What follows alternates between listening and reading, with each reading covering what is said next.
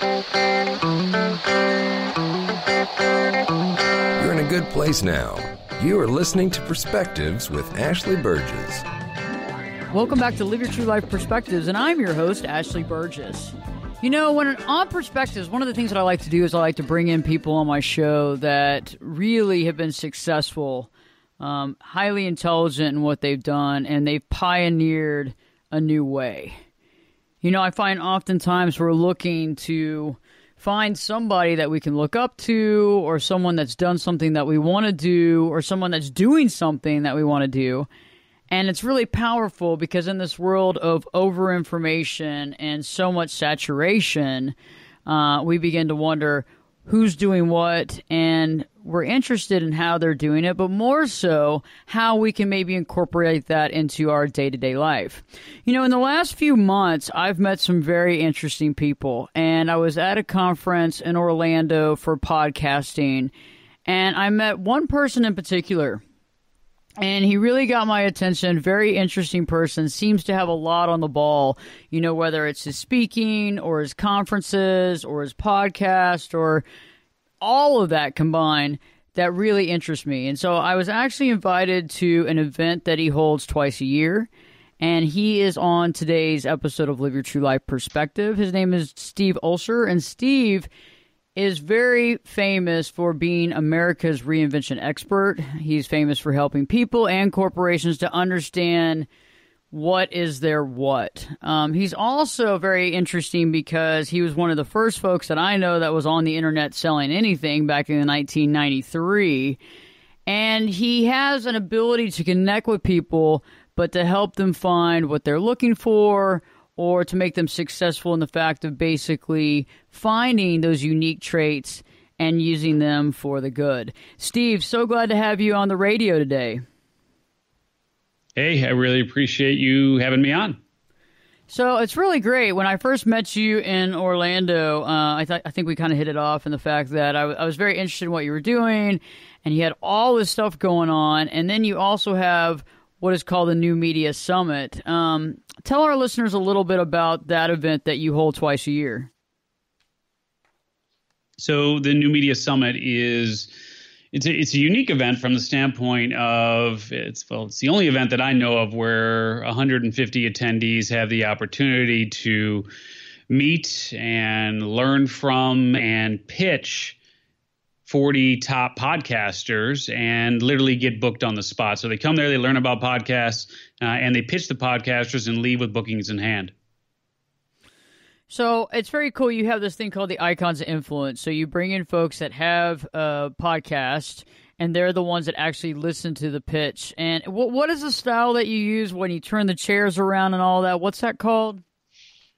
It's modeled after The Voice, right? So it's an NBC show about singing competition, but it's modeled after that. Where we have 40 podcasters that are there listening to these 150 odd pitches, but the way that we do it is we put 8 of them at a time, the 8 of the icons at a time on stage, in chairs that swivel, so their backs are actually to the person pitching, and the person pitching is actually pitching the entire audience.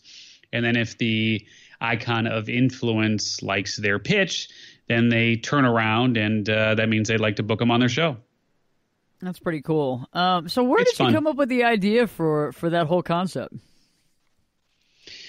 You know, it's interesting. I had attended a couple of events that focused on the traditional media space. So like you would go and you'd be able to pitch producers for like television shows, right? And you've seen it in the cinema space as well, where people have scripts and they get to pitch producers on their scripts and be able to get, hopefully someone to say, yeah, we'd love to produce that film for you. So I had seen this in other spaces, but I had not seen it yet in this podcast space. And as someone who's been podcasting since 2009, it just occurred to me that this would be a lot of fun. So we tried it for the first time in September of 2017.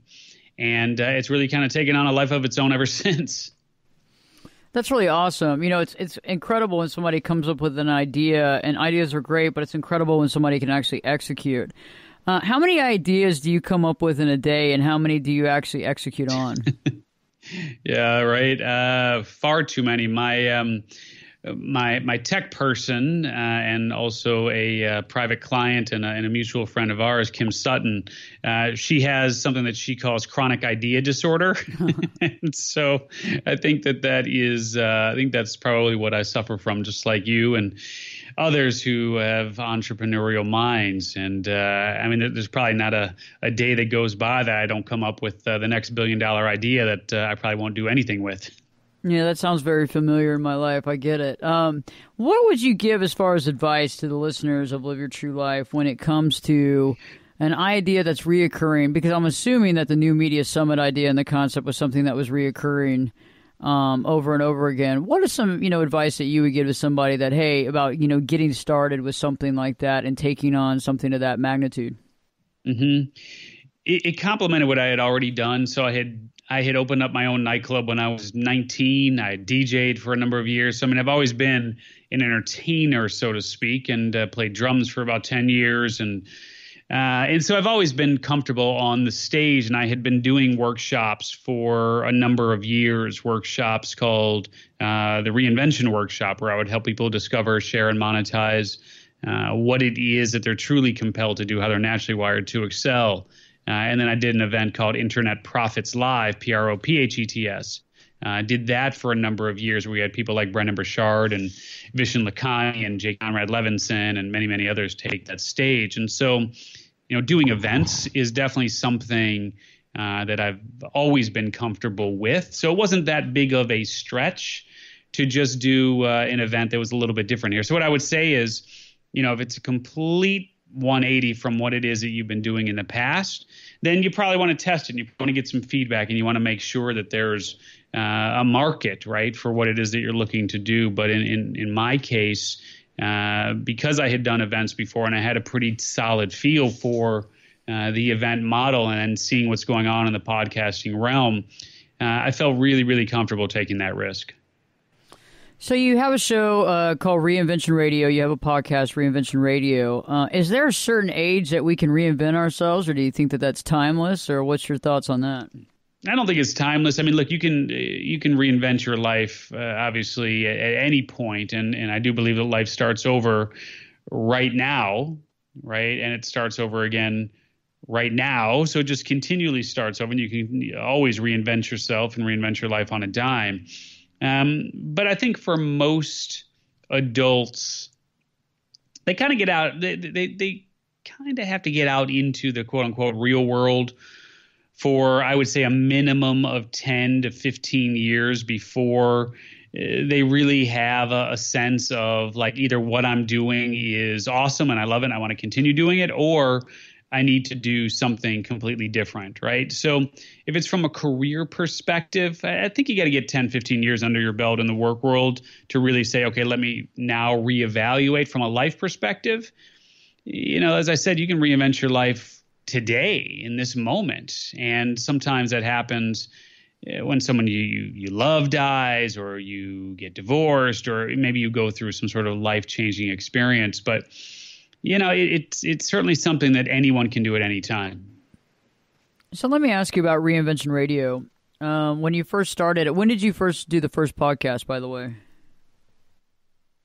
So the first episode of Reinvention Radio that we repurposed then as a podcast, because I always do my shows live and then we repurpose them as a podcast. And I've got Reinvention Radio, and then more recently we released a new show called Beyond Eight Figures, where we sit down with entrepreneurs who have either exited for more than $10 million or currently run businesses that generate more than $10 million annually. But the first show that I did for Reinvention Radio was in 2009, and went off and on there for a while, and really on a continuous basis now since 2015. Well, and what was your first interview, or who was your first interview with?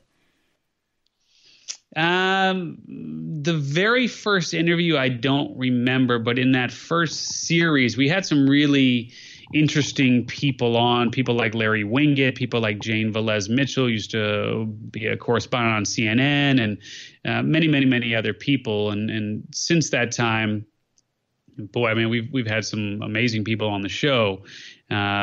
People like Lewis Howes and Michael Gerber and Michael Hyatt and JJ Virgin, and I mean, I think you name it, we've had them on the show, and all of our shows have a theme, right? So every show is built around a particular theme, like reinventing fear, or reinventing sex, or reinventing marketing, or reinventing the homeless. I mean, that sort of thing.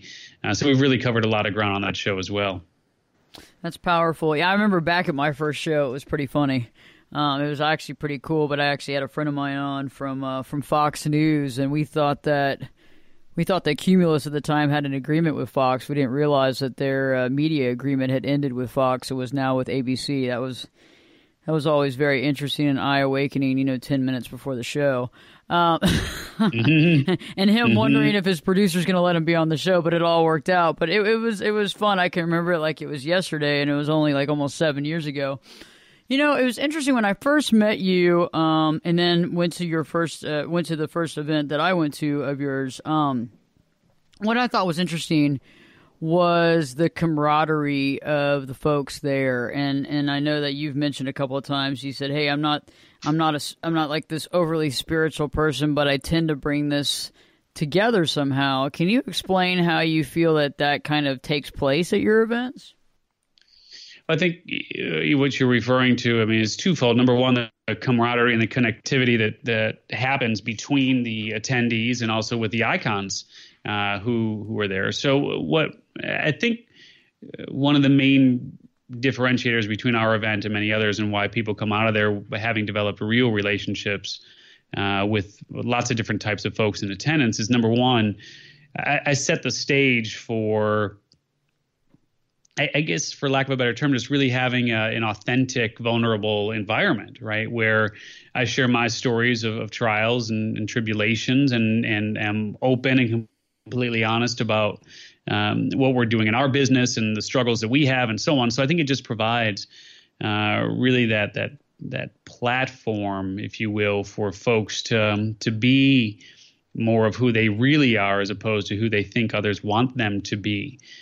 So that definitely creates a strong bond. The other piece of that puzzle is that everyone is together for the entire 3 days. And that means we eat together, so lunch is served for everyone. We dance together. We always have an LED dance floor.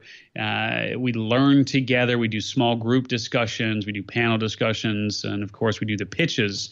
And when you hand 150 people the microphone and let them take center stage to share their story, it really creates a sense of camaraderie and a bond that's pretty unlike any other event for sure that I've ever been to. I find it very powerful.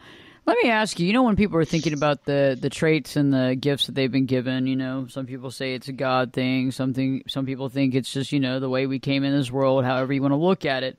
What are some of the talents that you think that you've been given that you've been really able to excel with and push forward in your life?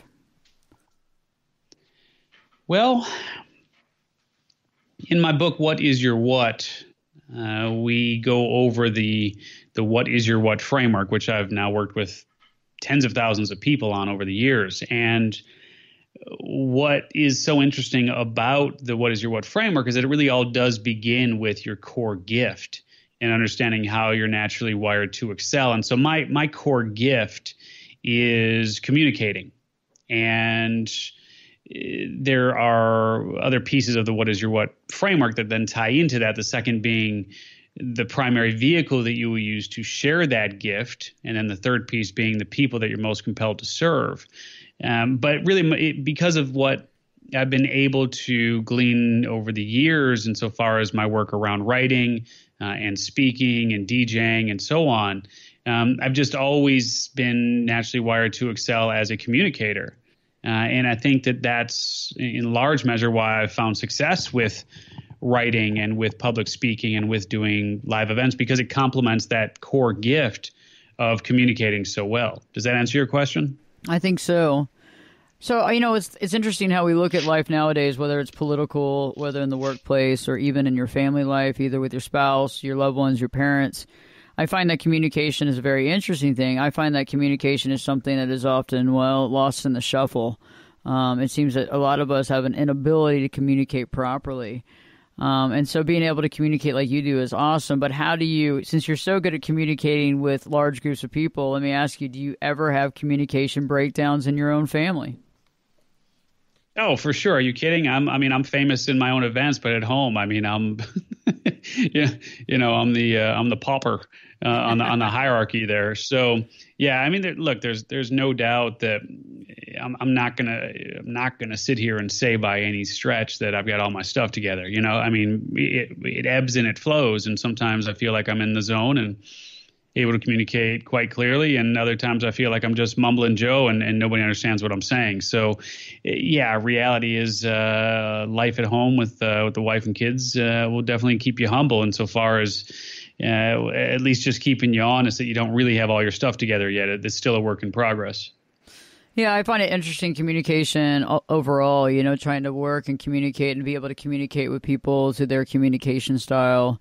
Understanding the other person and, everybody talking about Venus and Mars and this and that. But at the same point in time, it's just breaking it down clearly. And sometimes it can be really tough with the people that are closest to you.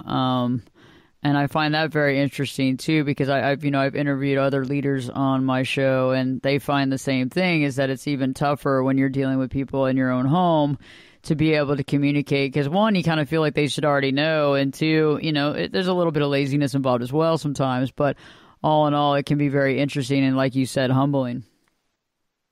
Yeah, for sure. And the God's honest truth is that with my core gift of being communicating, the more that I communicate, the more I hone my gift, right? So even when I have setbacks, I can't just shut down and stop.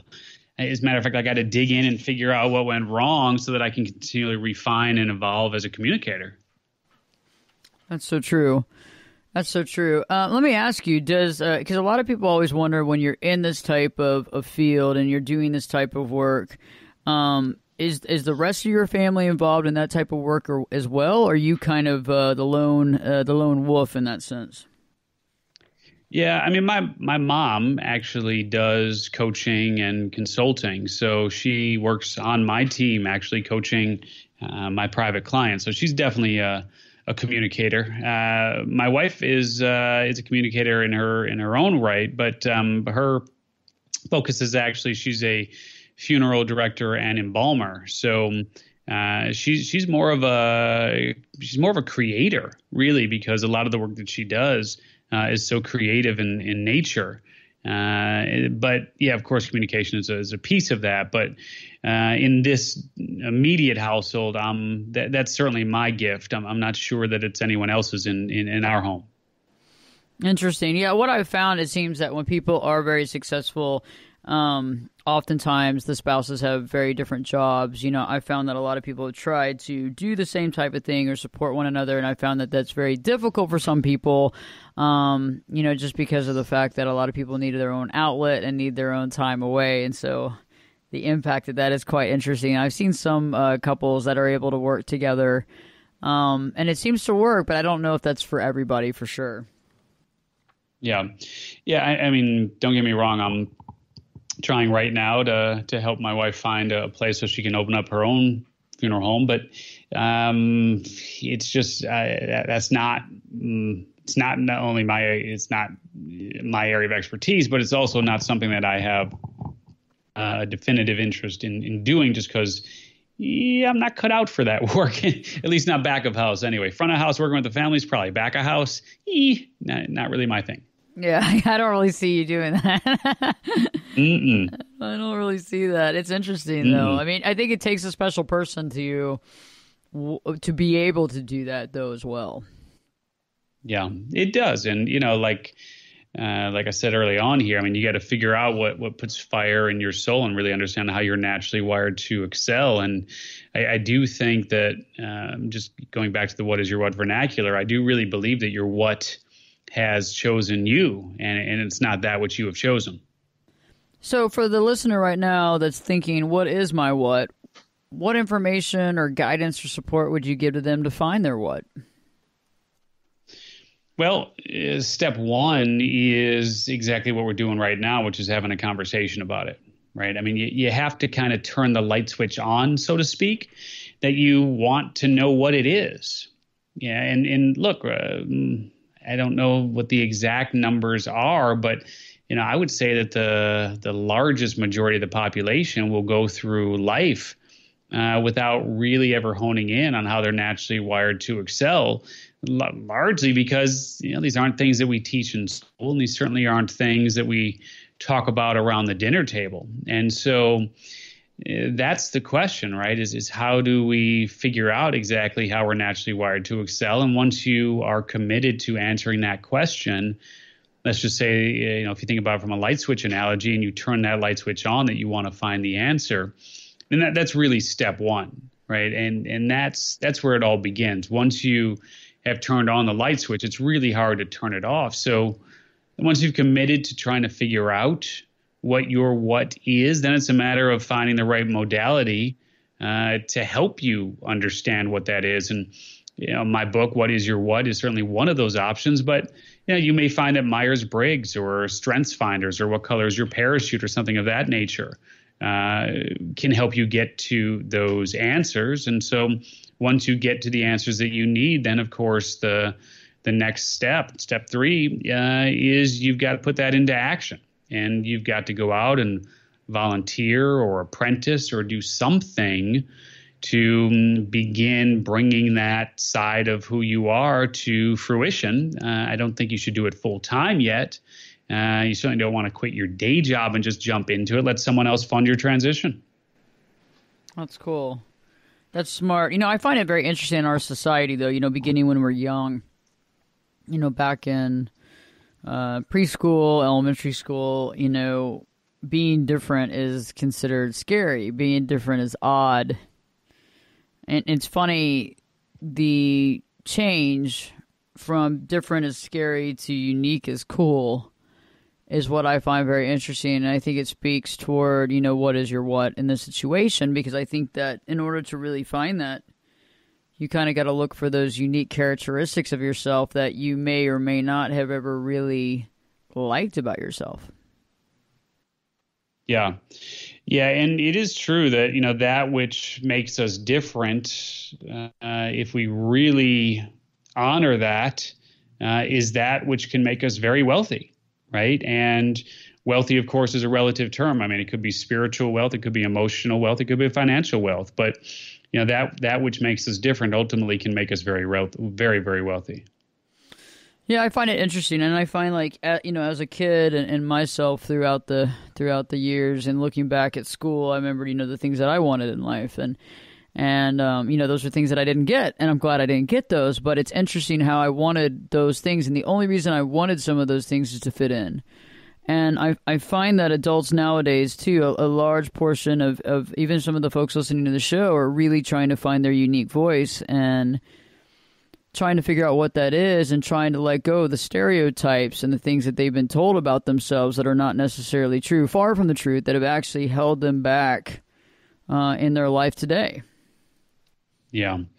Yeah, and it's interesting. I mean, there's people out there who will talk about, how your mess is your message, right? And how everything that you've had to endure has, made you into the person that you are today, right? And look, I totally get that, and I can see the power in those teachings. But when all is said and done, I will tell you that people will remember you much more for what you did than what you said, right? So you just got to figure out how to get started, and get started somewhere. And even if your path changes course a million times over over your lifetime, I mean, that's just par for the course. I mean, that is what's going to happen. But the most important thing is just jumping into something that you feel like, hey, this is something that I would enjoy doing. I thought it was interesting, something that you said back, about jumping in. And, I think that a lot of times people get overwhelmed. They get overwhelmed before they can even jump in. They see an idea, or they come up with an idea, or they see a pathway that they think is going to bring them happiness or joy, which it might. But then in the same rationale or the same thought, that fear factor comes in, the fear shows up, and then all of a sudden that feeling overwhelmed about where to begin. At what point do I start? How do I start doing this? Where do I begin? What are some of the things that you believe are crucial when it comes to just putting that first foot in the water? I mean, just putting your first foot on the first step in the pool.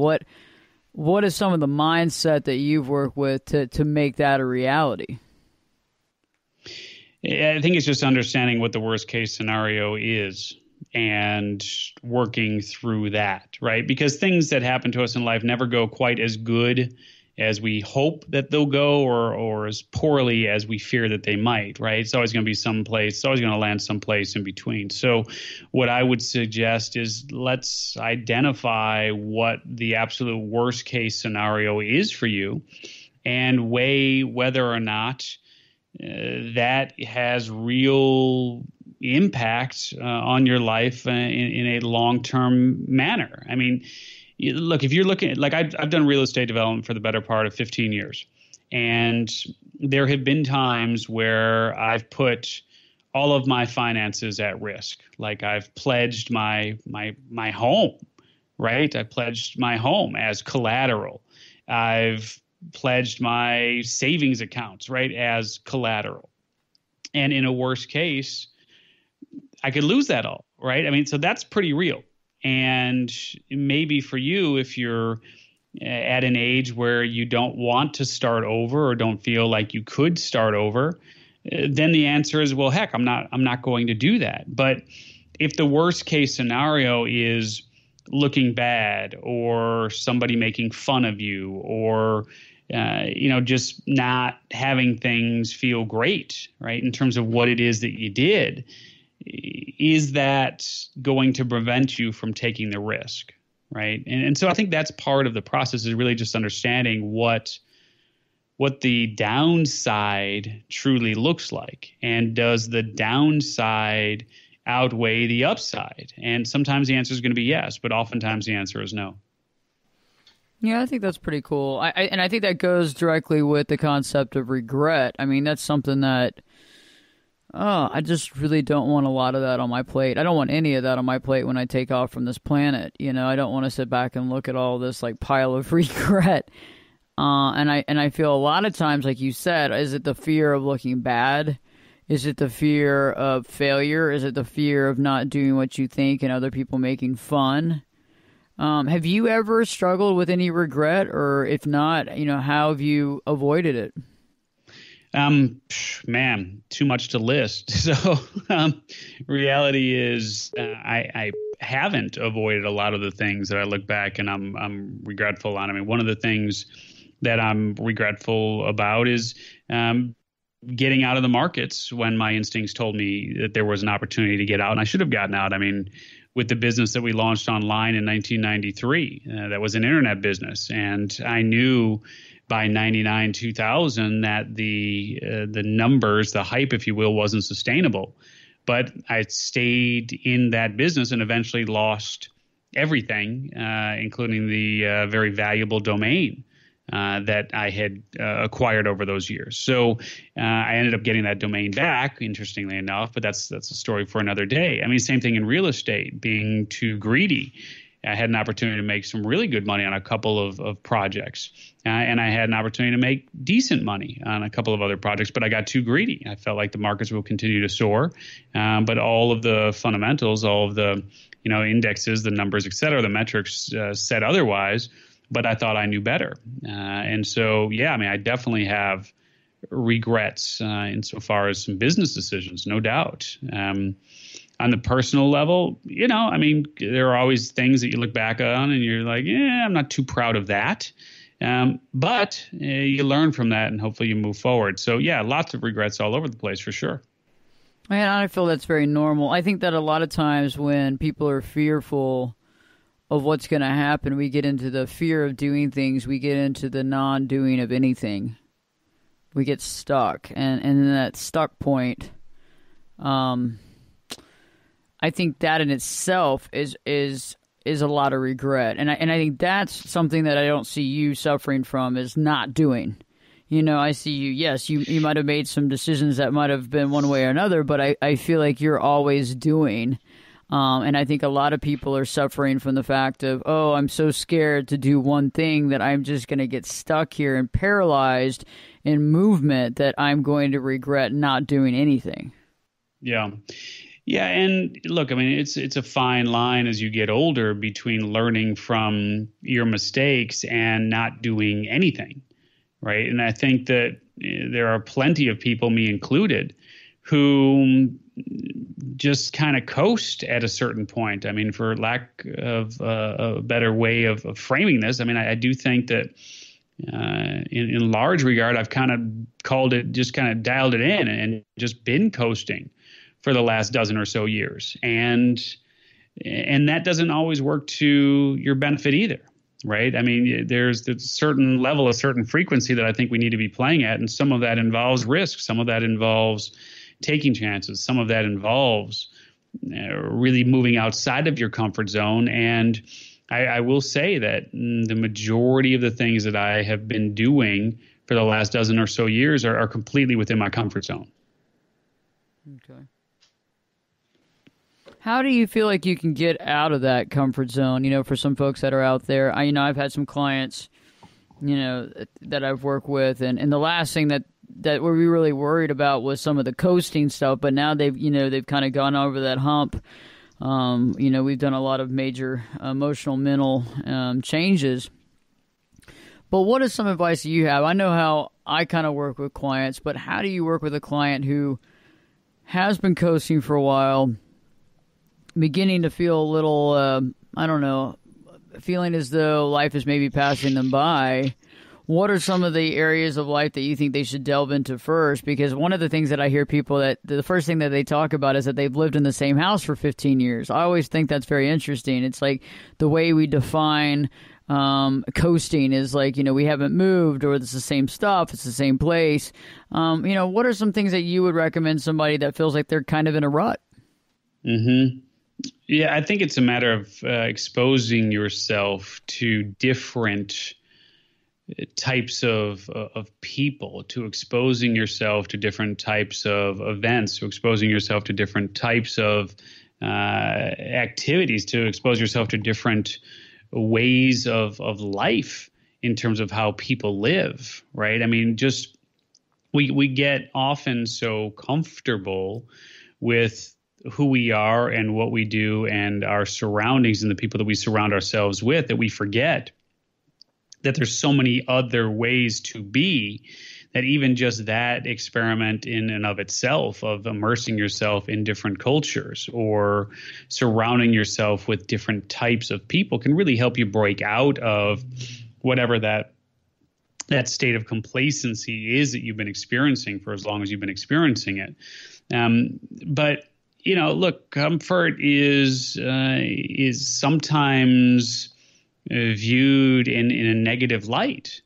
And another side of the coin here is just embrace the comfort, and just thank whoever it is that you want to thank for being able to live in a way that is comfortable. And I think part of what we have to get over is the stigma of comfort being bad. And I don't see comfort as being bad. As a matter of fact, why wouldn't you want to live in a comfortable manner? And I think we do have to break some of that stigma. Yeah, that is very powerful. It's interesting. I don't know if you ever watched Seinfeld. I have, for sure. Yeah.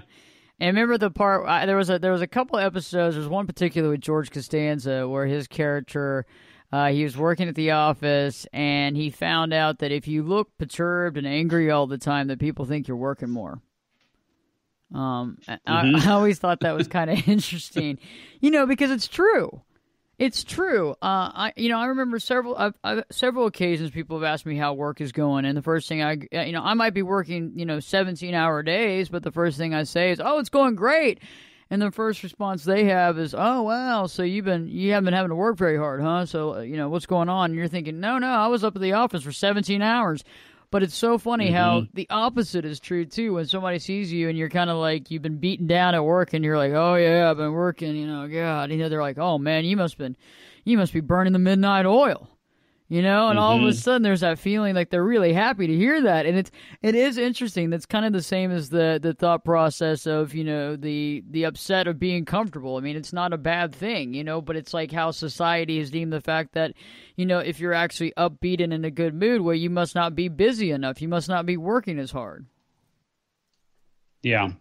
Yeah, exactly. And again, it's just all about, to your terms here, it's just all about perspective. And I think that we put so much pressure on ourselves to live by the whims and the agendas and definitions of others that, maybe we just need to take a step back and say how other people define success is not how I'm going to define it, right? And this is what works for me, and it may not work for you.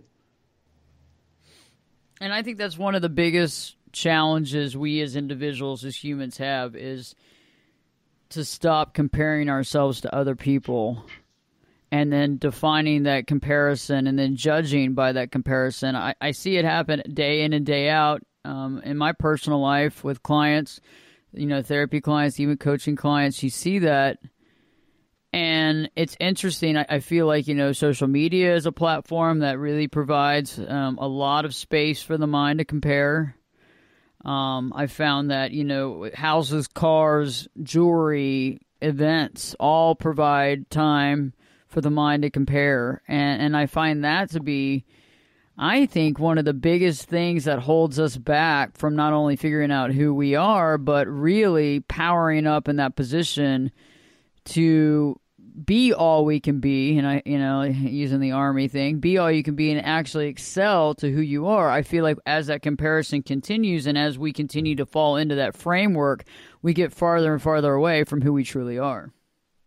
Yeah, and that's really, to me, what reinvention is all about. Is it's not necessarily a matter of changing anything about who you are so much as just kind of shedding the shackles and the outfits and the personalities that we've taken on over the years to appease the whims and agendas of others, and just getting back to the core, really to the essence of who we truly are.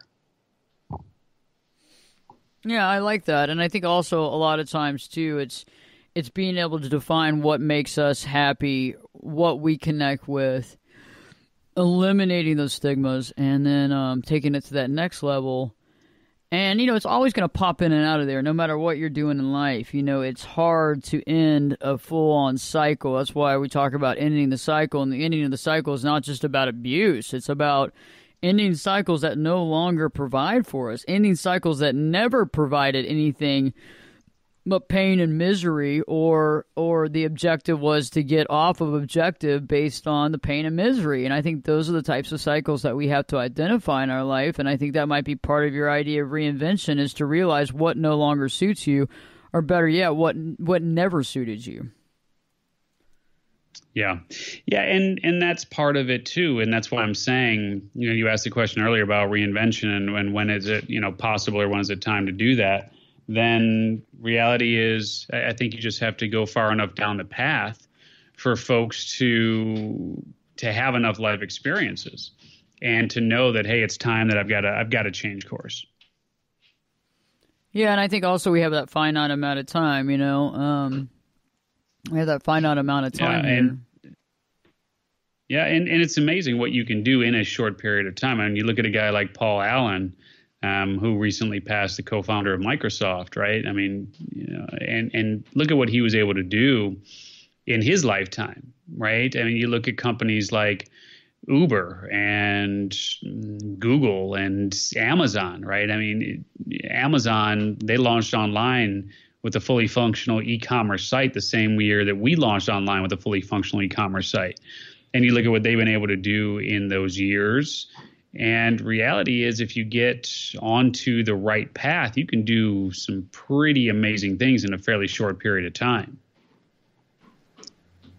It's powerful. Let me ask you, I know you have a lot of stuff going on, but what do you see in the future? What do you see in Steve's future? Well, it's interesting. I mean, right now, I primarily work 3 days a week. So today is one of my work days, right? I mean, I work Tuesdays, Wednesdays, and Thursdays. So we're recording this. We're doing this interview here on a Wednesday, right? So that is one of the things that I have been able to do well, is be very productive. I mean, at this point, I've got $4 million plus businesses, and I'm actively involved in some elements of it, and not actively involved in other elements of the businesses. So, reality is, for the future, I'm not sure that I want to work significantly harder than I work now, but certainly getting involved with things that continue to put fire in my soul and things that continue to put my brain to work are all parts of the process. And so, I'll continue to write. I'll continue to do events like the New Media Summit. I'll continue to do real estate development projects, and and help the wife with her business, and continue to do the shows, Reinvention Radio and Beyond Eight Figures. Well, that's awesome, Steve, and I look forward to hearing more from you. I know that you are a powerhouse, and I always look forward to what you're working on, and I'm always interested. I do listen to your show, Reinvention Radio, and I do like it a lot. One last question before I let you go. I know that we're almost over time here. For the folks that are listening, I think that the Amazon is a great example and Google's a great example. But, for the folks that are like, wow, they got lucky, or wow, that's, 1 in a million. What's a couple of takeaways that folks can think about and say, hey, I might not come up with the next Google, but I am coming up with something that can help people. How do you get them to really employ that belief system to power through in the times of disbelief? Well, it really just all boils down to having clarity around the people that you're most compelled to serve. And once you understand the people that you're most compelled to serve, you'll do whatever you can to serve them, and really recognizing that you are the solution to someone else's problem, and they're literally waiting and praying for you to show up in their lives.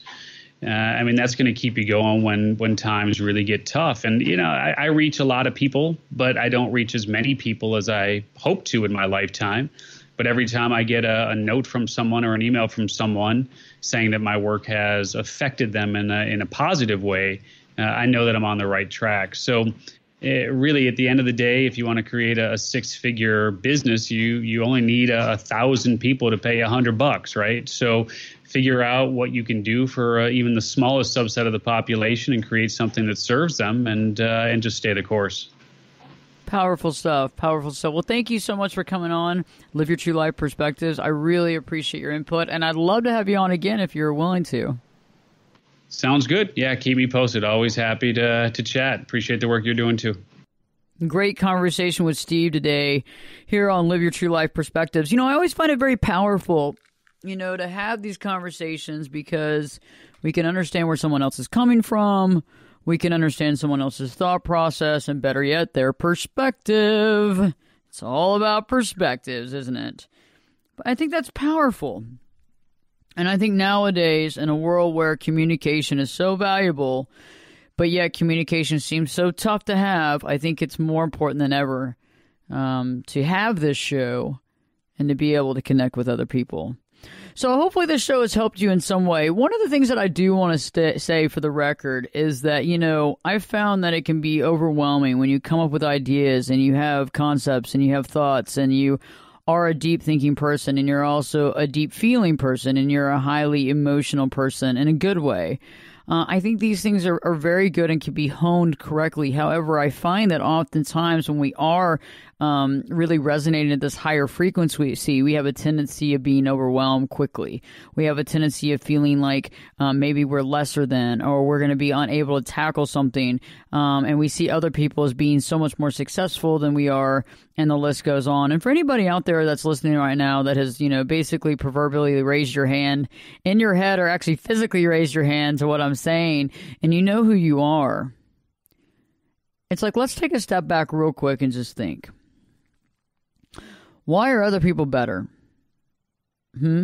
I think that's a concept that we have about self-esteem and self-worth, and I think it's something that we've learned over time.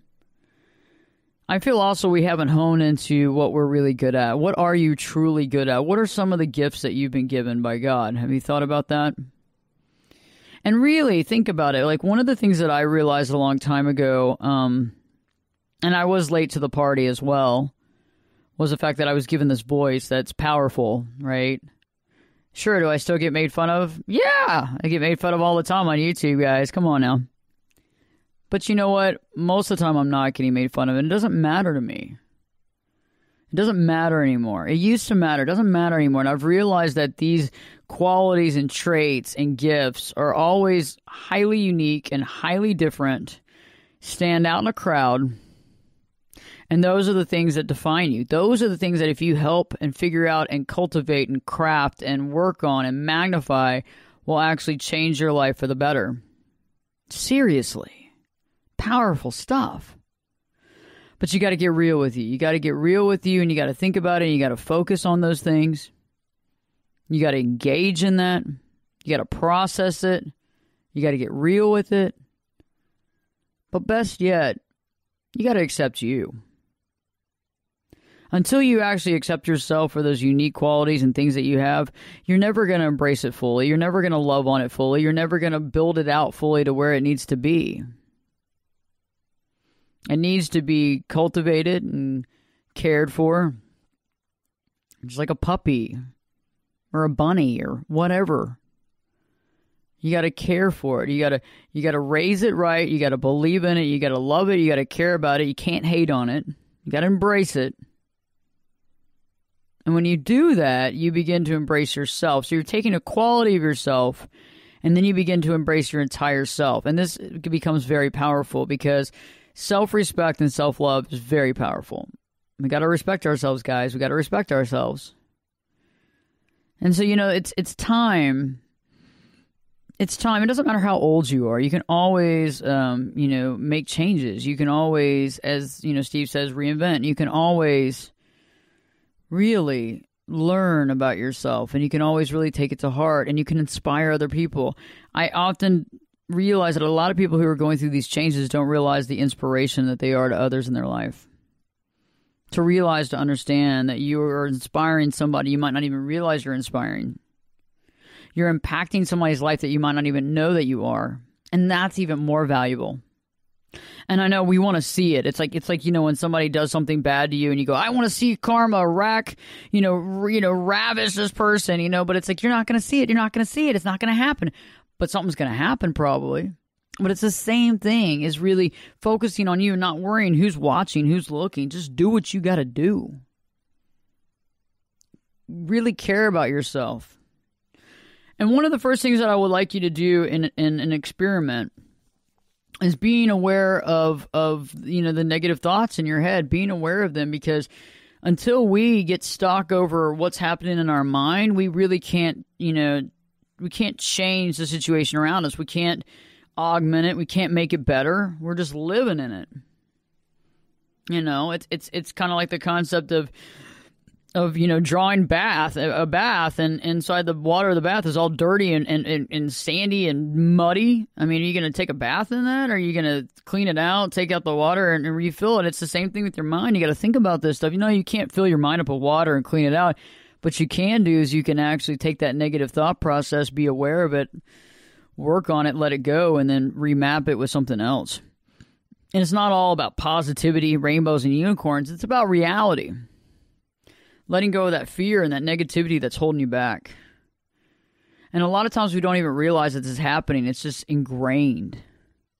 And so just taking a step back, and if you're having trouble completing something or moving on in your life, or you're having trouble with self-esteem, or you find yourself in relationships that put you down and make you feel bad, you've got to take a step back and do inventory and figure out, what am I doing to influence this negativity in my life? What am I doing that's adding to the chaos? Or what am I doing that's adding to the stagnation? And it's not all your fault. It's not all about you, but you know what? It starts with you.